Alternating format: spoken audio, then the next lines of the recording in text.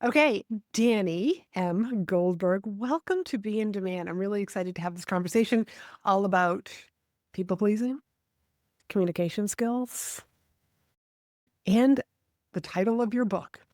Well, And I say title of your book because I know the pages that are inside the cover is amazing, but I just also love the name. And as a speaking coach, like I tell my clients who write books, come up with a title that can be your keynote. And you have done that very well. So, Danny, welcome. Let's jump right in. thank you very much for having me. Yeah. And first off, let's talk about the book. And how'd you come up with the title? I have to know. I think the best way to describe it is an accurate depiction of who I am.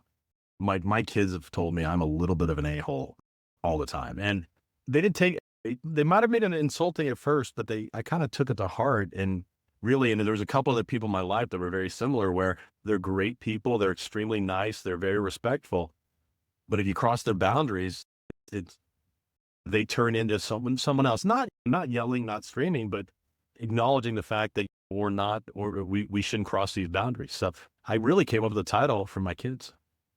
And we should tell the audience, for those that are listening to the audio, what the title is. Yes, it's a little bit of a hole. A little. There's two dollar signs in there because again, I couldn't say the word on the cover, but I can It's almost almost like, like a dash. It's almost like you're making a soup or yeah, something, and it's like a little bit of salt, that's exactly a just a little bit little of, bit, just the pitch. yes. I love that. That's awesome. Let's just talk about assertiveness and how so many professionals, and I just think people in general, struggle with being too assertive. And I think, like for myself as a reformed shy girl, being assertive was, oh my God, she's being bitchy, basically. She's being needy. I mean, there's all these like little stories that I think we come up with in our minds. And I think in the end, you actually weren't that assertive. Yeah, right. What I've struggled with is I actually, and my kids tell me this, and a lot of my coworkers, I'm too assertive. If I say, "Hey, let's get this done," and they don't get it done, then I continue to ask about it. And I don't try to nag people, but what I've also learned is from feedback from my son and also my girlfriend is the more you push, the less chance of it getting done. So I've learned to give people a little bit of space, but also not get walked all over. It's honestly, it's a fine line we walk on a daily basis to be a people pleaser, be nice, be respected, and also know the boundaries that we have and not to cross them. So, what do you think the fine line is? Like, how do we share with the people who are listening to this, like, what is that fine line of being not assertive enough, being just the right amount? Oh my God, I'm sounding like the three bears, or too assertive. Like, like, how do we distinguish that? And I think it's going to be person to person, but since you wrote the book, I'm super curious to what you have to say on It this. is, and I would say the right balance is, and I go back to the boundaries, and someone asked me a question before, is like, how do you know when it's time to push back, time to be assertive? And to me, it's a gut feeling. If I always ask myself, can I live with this decision? Is this a big deal, or is this going to bother me in a week from now? And I'm going to go back to this person and say, I wish I didn't do that. If that's the case, then it's time to set those boundaries right now. It's time to be assertive and say, no, I can't do that. And so really, I think it is person to person. It's that gut feeling because with some people in my life, I give them a lot of leeway. I give them way too much leeway. I'm the first one to admit to it. But I do have boundaries still. With other people, the boundaries are a lot smaller because there's history there. What about with people that you know versus maybe even family, like family versus friends versus employees or coworkers? When I speak on communication skills, we do an interviewing class and I talk about interviewing from an internal audit perspective. And I compare it to dating because it's all the same. We're trying to establish relationships. Same thing here versus family versus friends versus personal relationships. I think you're going to give certain family members more leeway than others. I think you're going to give certain family members a lot less leeway. I've got one in mind that I don't give any leeway to because there's history there. But I think it's all about that relationship and not what you want to get out of it, but what you want to give as well. my son was actually saying this to me last night. He said, focus on, if you give something, don't give it with strings. Give it because you care and you want to do something. I think that's more than fair. And that's something I've got to get better at. But yeah, I think it's a person to person relationship that's got to be managed. And again, it goes back to, what am I comfortable with? Or is this person taking advantage of me? Agree. Agree. And I also think and something that I talk about with my clients is what's the intention and what's the emotion? Because I'm going to go back to what my mom used to always say, there's more than one way to say everything. To her, she was always like, there's the right way and there's the wrong way, but there's a way that can be offensive and a way that can be polite. And again, I think it's just really in the moment, knowing, just like you said, it's what is this relationship? Because some people I can speak to very bluntly. And then there's other people I have to be like, hi, how are you? I'm a D on the DISC personality profile. So it's like when I'm speaking to an I mean, I have to, it's intentional that being a little more social beforehand because that's what they appreciate. So I try to focus my message, and this is the advice I always give my clients, is be tactfully direct. If the person chooses to be offended at the message, that's their choice, but the message is not offensive. Don't lose sight of the message though, because you're soft selling it so much. It's a fine balance between the two. I did some work at Johnson and Johnson, and I remember one of the executives saying, and we did a leadership development program, and she came in to speak, and she was a tall woman, very pretty, very confident. And she would say, there are two sides to every coin. Some people will take you as confident, and other people you are going to offend. They're just going to think you're a jerk and push back. And she would always say, I had to know the difference, but also her being true to herself, she just knew she was going to offend people. If you look at that, Yeah, confidence versus cockiness, there's a fine line, but I've also learned, I get reviews of my training all the time, and I'd say 99.5% of the time people love it. But there's always going to be a few people, and I don't get offended at that. People don't like my style. I'm a little more brash than some people. I'm a little more direct. You don't like my style, so be it. I appreciate the feedback. But if you try to satisfy everyone, you satisfy no one. correct. I agree. So what's the difference between confident and being cocky or being a jerk? Yeah. I continue to go back to the book. The really impetus of the book was my mom taught me, because they were immigrants here. I'm first generation here in the States. And they taught us to be nice to everybody. I was the kid in the class that never got his name on the board, was the nicest kid in the world, but I also found that no girls liked me. I also found that bullies picked on me still because, again, I was just nice and they knew I wouldn't push back. So I probably in college, I kind of developed I'm going to say aura confidence. That's grown quite a bit over the last 25 years. And it's a really fine line to cross. I want to stand tall. I want to be confident in my words, but I think cockiness comes down to a lot of times when you talk down to people. And so I try to make an effort not to talk down to people whatsoever, or point out the obvious. That's unnecessary. Yeah. And maybe you felt like this when you were speaking a lot. The less I speak, the better I got at speaking. Does that make sense? Well, that's interesting because I actually might say the reverse. The So more I I used to speak, the talk. better I get at it. Well, okay, no, that's not okay. Let me rephrase that. Okay.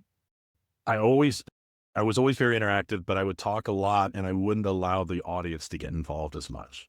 The more I speak, the better I get, but the better interaction I get is when I allow people the room to comment, to participate, to interact, because people learn better in those situations than anything else. So the less I speak, the more productive my classes are. Okay, 100%.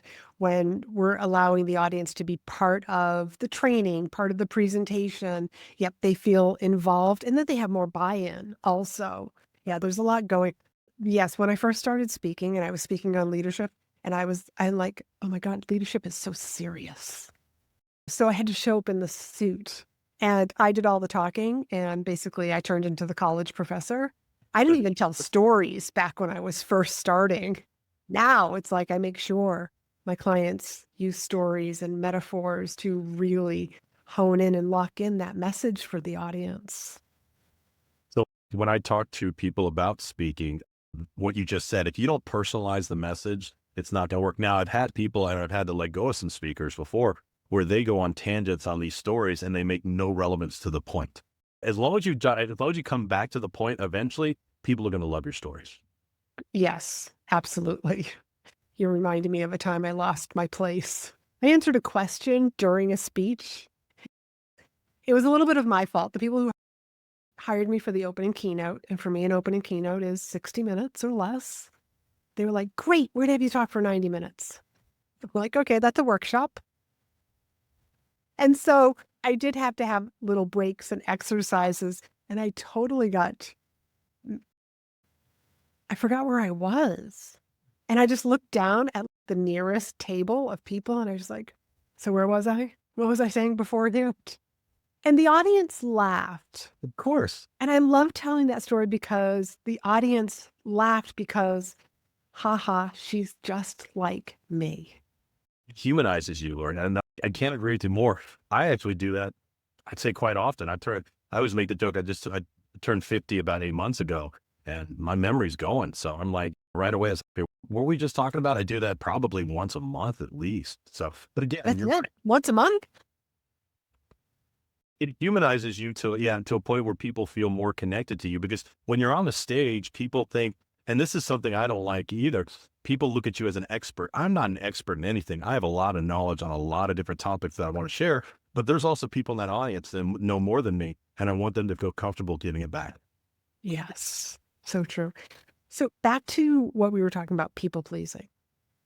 And how I feel like as entrepreneurs, especially entrepreneurs as they're just starting out, and actually even people in corporate, when you're new to a company, new to a position, I really do think that we get too much into the people pleasing. Sure, I can do that for you because we're trying to build those relationships. We want to be the new, nice team player in the group or with entrepreneurs. Sure, I can. It's a little bit outside of the scope of work, but sure, I'll do that for you. Like, how do we set those boundaries or at least stop the people pleasing virus? It's tough. The scenarios you just brought up, when I first started out, I was hungry for work. So whatever you need, I'll take care of it. And I think you grow out of it over time. The best piece of advice I got starting out is bring a product to the table that's unique and don't be the low cost provider. And those two things right away, I think are critical to any successful entrepreneur. But when you're starting out on a new job, one of the goals is to keep your boss happy. But again, I think it's that fine line. If my boss starts abusing that relationship, then I'm not going to keep him happy anymore. I'm going to set those boundaries effectively. So I think there is some natural people pleasing when you start out in a new role, but I think you learn who's going to look after you and who's going to take advantage of you. And that's when you start setting those boundaries. Okay. Do you think that there is a difference in people pleasing, male versus female? More female, like females are more apt to be people pleasers than men. I don't know. I've actually never thought about this Nor until have I. just now. Nor have I. I've applied it pretty much the same to everybody. Maybe in the workplace, maybe females are a little bit more prone to people pleasing because they might feel like they have a more of a hurdle to get over because it's a male dominated workforce potentially. But I really haven't looked at it that way. I think it's more personality driven. And for example, my girlfriend, I love her to death. She is high maintenance. There's no doubt about it. And she asks for a lot. And if I didn't set boundaries with her, and even though those are flexible boundaries, if I didn't set boundaries, I told her, I said, we're not going to have a relationship anymore if we continue down this path. And so she doesn't like the serious talks, but I told her, I said, I can't do this if you're going to do this. And if you don't set those boundaries, and it's okay if that relationship fails. I don't want it to fail, but it's okay if it does, because that wasn't the person or that wasn't the client for you because they didn't respect your boundaries in the first place. Good point. And and one of the things that I say with a lot of my clients and corporate clients when they're learning some new communication skills is I tell them, practice this at home with your family, with your friends, so that you get comfortable with it before you bring it into the office. 100%. which is fun. But you've been doing this for a long time. I stopped practicing years ago. I was doing a session last summer and my girlfriend was like, "Hey, are you going to practice?" I'm like, "I don't practice. It's more, I want it to feel natural and authentic." So every course is different. Even I'm running the same course over and over again. Everything's always going to be different. So I think it is practicing, but then by practicing, you build your confidence in your message. And that kind of alleviates the need for practicing moving forward a lot of times. And to your point, the two biggest skills in a leadership position, in my opinion, are public speaking and emotional intelligence. Oh, yeah. But people don't get hired for those skills. People get hired for their knowledge, but they can't convert that knowledge. I was on another podcast last month, and afterwards, the person told me, he said, "I have so many people on here with great information and do not know how to deliver it whatsoever." Delivery is as important or maybe more important than the actual message. And I think one of the problems that corporations have is they hire resumes and we fire personalities. And it really should be Sure. the other way around. To be I like that. hiring a personality that's, you know what? I think this person's trainable. Yeah. Yeah. And one of the professional associates that I work with, I was always trying to convince them, hey, if you want these chief auditors to come speak, great, because they've got a great message. But you need to train them on how to speak in the first place, or it's never going to work. And so a lot of these guys have great messages and read from the slides, are monotone, stare down at the slide deck. People aren't going to care about your message when you're doing that. Yeah. Boring, Boring. boring when everybody sounds the same. You check out really quick. And I even bet you feel the same way. When I'm sitting in a training, which I don't do often, but when I'm sitting in one, if that person isn't fantastic and interactive, I'm out. I'm done. I can't give them more than 5 minutes at that point. Right. This is what I teach my corporate clients is you need to stand out in a busy corporate environment. This is how you're going to get promoted. I want you to sound different, speak differently, and that's how your future boss is going to be like, I want that person on my team as soon as I have an opening. When I talk to, we do a little bit of executive recruiting, and I always tell people, what is going to make you different from the other candidates? Because everybody can do this job, but how do you do it better? So yeah, that's standing out. And I don't know if I kind of subscribe to the Skip Bayless method of speaking. And do you know who that is? No. He says ridiculous things that he doesn't really believe in, but just to get the crowd and people interacting. And so I will do that on occasion. I'll start with a critical thinking course I did last week. I said, hey, can you actually teach people to be a critical thinker, or is it inherent? And we had a lot of debate on that right away. And I think you can teach people, but some people have more capability of being a better critical thinker than others. But I like starting with a question or just something provocative to get people engaged. And so that seems to work with me. But to your point, people have to have some uniqueness and something that makes them stand out, or people aren't going to remember them. I always tell people your opening has to be something that is so compelling that it people put their phones down. Yeah. You want the audience to lean in so that they forget about the bing, the buzz. Oh my God, this is it's the pattern interrupt. That's what it is. And we need more pattern interrupts because this is a very busy world, a very busy, noisy world. So when I first decided to get into this industry almost 20 years ago, I was sitting in a class. The lady started with, hey, I'm a emergency speaker. I don't know this topic at all, so we're going to learn it together. I gave her 2 minutes and I said, okay, I want a refund. I'm not sitting through this. I mean, what's the point? So right away, it was just and I felt bad for her because she was in a difficult situation. But you can't, with that, you're going to lose your audience immediately. No, that would be like going to the car dealership and trying to buy a used car. Let me tell you all the bad things about this particular car. That's exactly it. It's a great analogy. Ah.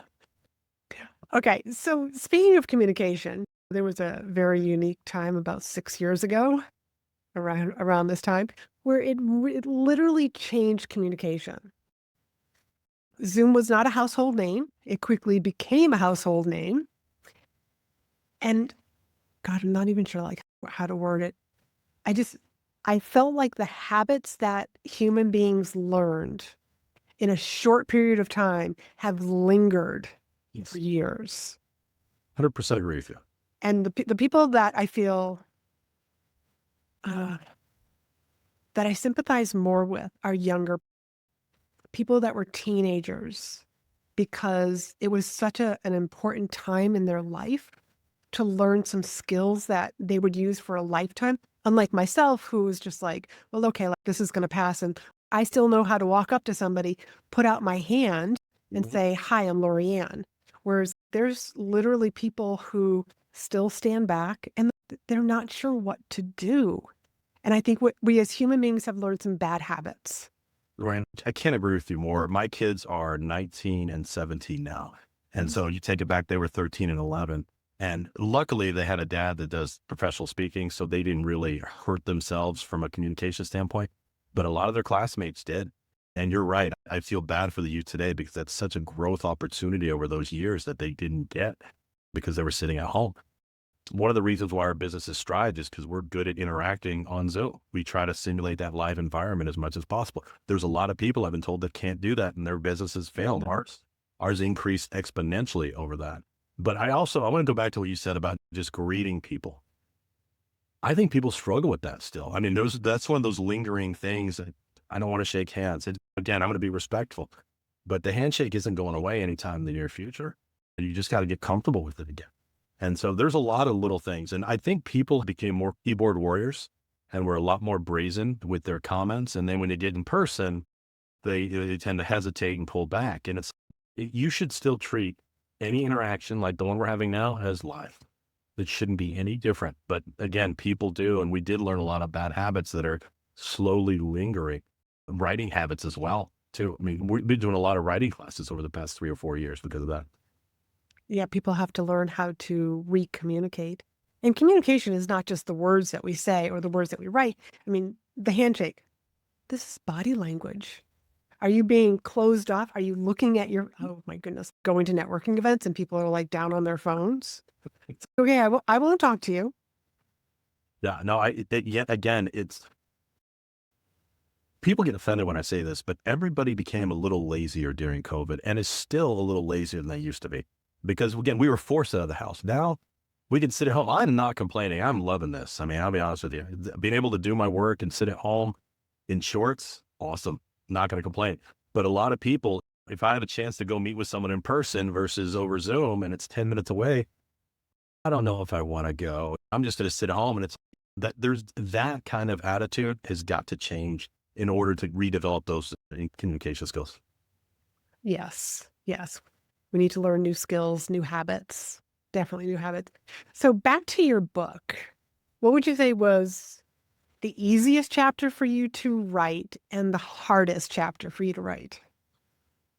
We have something, and I can't remember which chapter, but I would say the asshole energy spectrum was the easiest for me to write because it's a natural progression. You got 4 levels where I start to set boundaries. And if you don't respect them again, then we have the nuclear option, which again, that's not what you're going for, but you've got to realize it's necessary. And going back to our previous conversation, conflict management, people struggle even more so today with conflict. So the asshole energy spectrum really helps people understand what are my boundaries and what I'm comfortable with versus what not.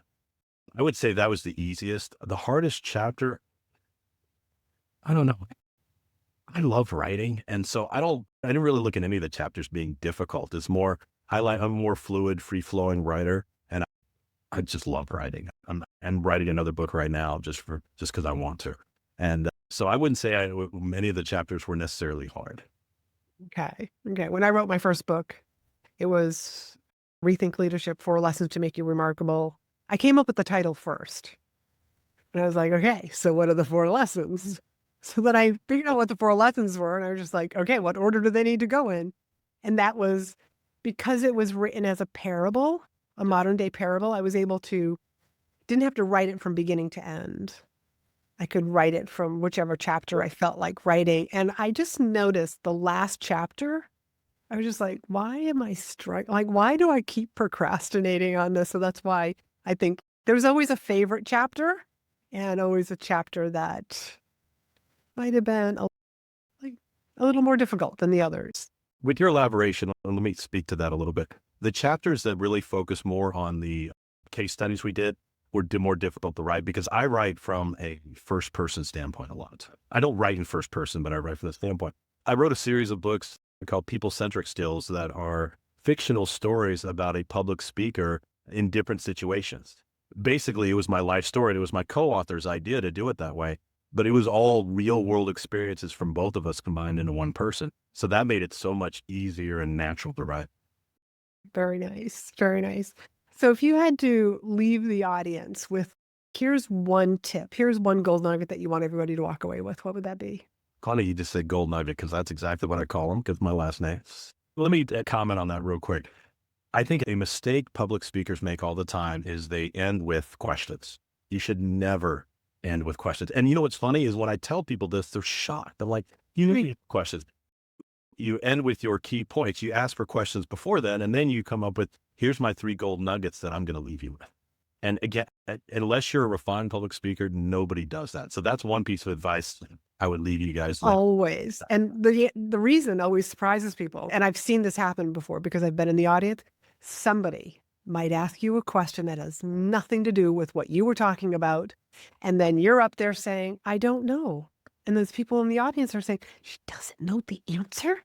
And that's the last thing they heard from the last thing. That is. So I always tell people, you always end with your words. I can't agree more. And again, I don't see a lot of people doing that.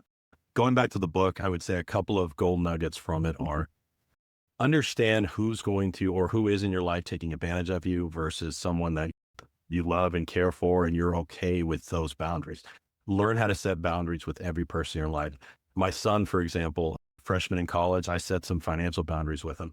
We're still working on them, but he's gotten a lot better. And I told him, I said, you got to figure this out. It's not my responsibility to pay for your girlfriend's dinners. That's a whole different conversation.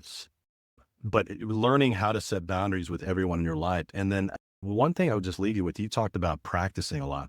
I think in the morning, look in the mirror and say, I'm going to say no to somebody today. It could be at Starbucks. It could be at work. It could be your loved ones. It doesn't matter. But I'm going to say no to someone. We also have in our culture a need to explain ourselves and rationalize our behavior. Sometimes, no, I can't do that is enough. Correct. And I love to tell my clients that I have a hard time with setting those boundaries. It's okay to say, thank you. I'm flattered that you thought of me. And that's where you can say, let me check my calendar. I'll get back to you. So that you have that space and you don't feel so pressured to say yes. Or you say, thank you so much. I'm so flattered, but my schedule is just like too full right now. I had a client a couple of weeks ago basically offer half of my rate. That's all they could pay. And I'm not interested in doing that. So I offered some of my other speakers that maybe we can make this work. She's like, no, I want you.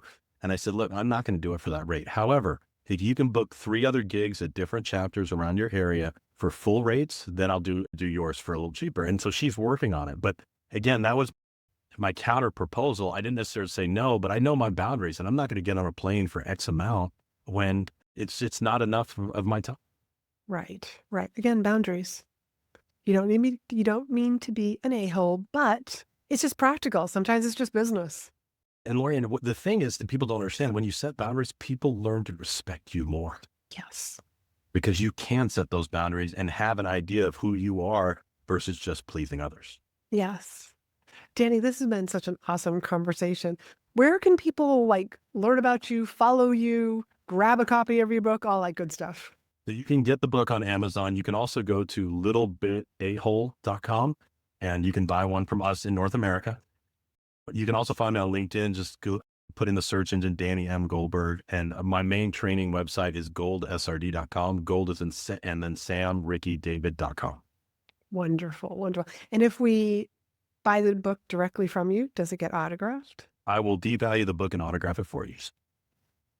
I have a whole shelf of autographed books, mostly from my clients, but I do value those that have 100%. signatures. I'm the same. I've got a shelf in my office the same. Wonderful. Well, thank you, Danny, so much for coming on the show and talking about your book and just having this great conversation about communication and also a little bit about body language and mostly boundaries. So I hope that everybody is walking away with 1 or 2 gold nuggets from this particular conversation. And all of the links to connect with Danny and find his book, that'll all be down in the show notes. And until next week, I want you to be in demand.